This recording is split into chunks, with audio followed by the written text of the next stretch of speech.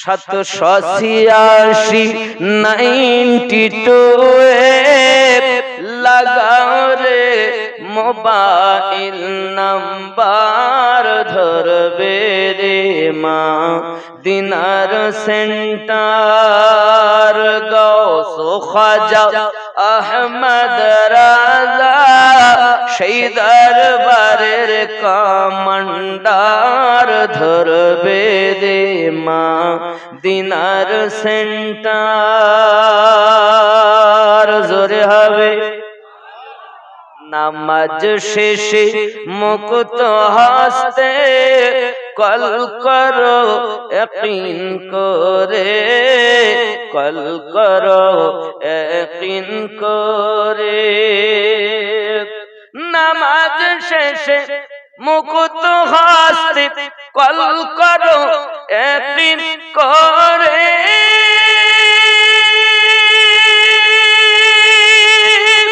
তখন দুয়া তোমার কবুল হবে সে আল্লাহর দরবারে দুয়া কবুল হবে তোমার অপশন করো সাপটার ধরবে রে মা দিনার সেন্টার 786 92 লাগাও রে মোবাইল নাম্বার ধরবে রে মা দিনার সেন্টার জোরে হবে আর জোরে इश्क नबी सिम काट लगाओ আপন আপন হৃদয়ে আপন আপন হৃদয়ে নবী পাকের ভালোবাসার সিম কাট লাগাও আপন আপন হৃদয়ে আপন আপন হৃদয়ে इश्क नबी सिम काट लगाओ আপন আপন হৃদয়ে ব্যালেন্স তোমার শেষ হবে না থাকবে সব সময়ে দরুদ পড়ে রিসাজ করো দরুদ পড়ে রিসাজ করো দারুন নবী পাকের অফার ধরবে রে মা দিনার সেন্টার গৌস খাজা আহমদ রাজা ওই দরবারের কমান্ডার ধরবে রে মা দিনার সেন্টার নেটওয়ার্ক বিজি হয় না কভু এমনই একটা ধরবে রে মা দিনার সেন্টার জোরে হবে কবরে তিনটি বালা সেটা শুনুন वो तीन बाला जो कब्र में आएगी उनमें से पहली बाला ए है ওই তিনটি যে তিনটি কবরে আসবে তার প্রথম বালা হলো এই মুনকার নাকির के सवाल में सख्ती होगी মুনকার নাকিরের প্রশ্নটা খুব শক্ত হবে আযাব খুব শক্ত হবে दूसरी बाला ये है कब्र में बहुत सख्त अंधेरा होगा দ্বিতীয় নাম্বার কবরে খুব বেশি অন্ধকার হবে तीसरी बाला ये है कब्र उसकी कदर तंग हो जाएगी तमाम पसलियां आपस में मिल जाएगी 3 नंबर बाला एटी যে কবরের এত সংকীর্ণ কবর হবে যে সমস্ত পাসলিগুলোকে চূর্ণার চূর করে দেবে ডাইনে বামে বামে ডাইনে রাসূল পাক সাল্লাল্লাহু আলাইহি সাল্লাম প্যারা রাসূল নিজের হাত মোবারক আর উংলি মোবারক গুলো এইভাবে ঢুকিয়ে বলেন এইভাবে পিছাই করবে কবরের মাটি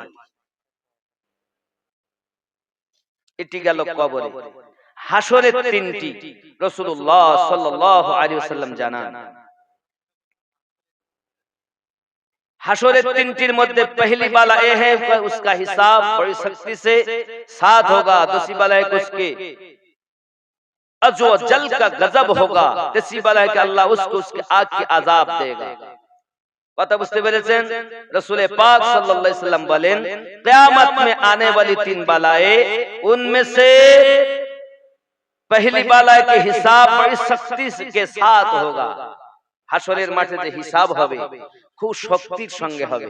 এমন কেউ নাই যে আল্লাহর দরবারে নিজের আমলনামা পেশ করবে।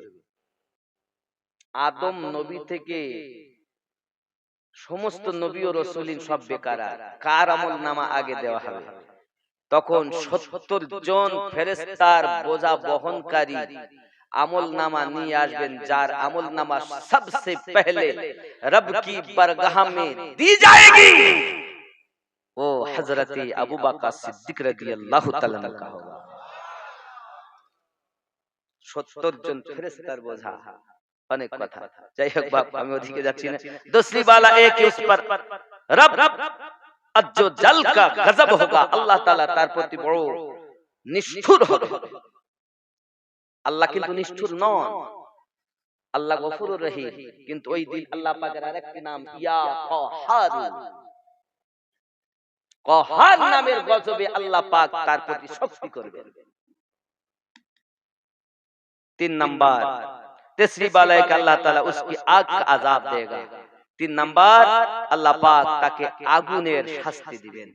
এই মোট 12টি বালা জামাতে নামাজ না পড়া ব্যক্তির জন্য আমাদের নবী পাক সাল্লাল্লাহু আলাইহি ওয়াসাল্লাম প্যারা জবানে ইরশাদ করেছেন, এজন্য বা জামাত নামাজ আদায় করুন। বলুন ইনশাআল্লাহ। রাজি আছেন তো নাকি?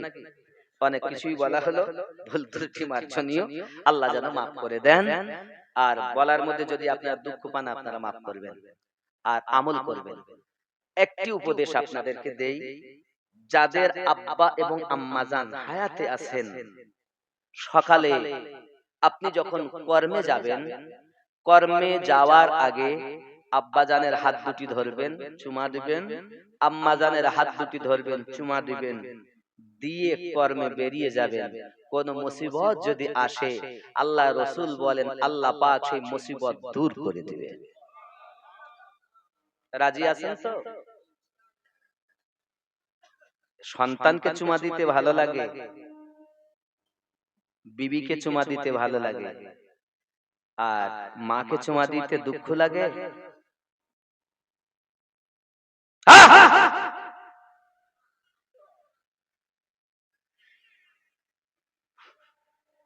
হুজুর ইতি করছি আর নয়।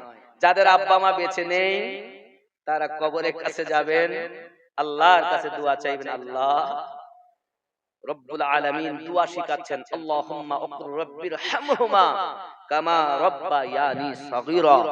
যদি কোন সন্তান তার আব্বা এবং মায়ের কবরের পাশে দাঁড়িয়ে চোখের পানি ছেড়ে দিয়ে দোয়া চায়, আল্লাহর হাবিব বলেন তার চোখের পানি নাকের ডগায় আসার আগেই আল্লাহ পাক তার আব্বা মায়ের কবর জান্নাতের বাগান বানিয়ে দেন।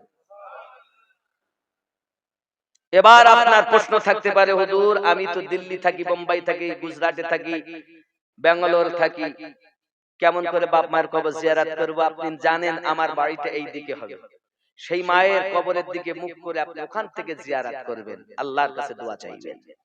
রাজি আছেন তো? যদি বাড়ি থাকেন প্রতিদিন ফজরের নামাজের পর আব্বা মায়ের কবরের কাছে যান।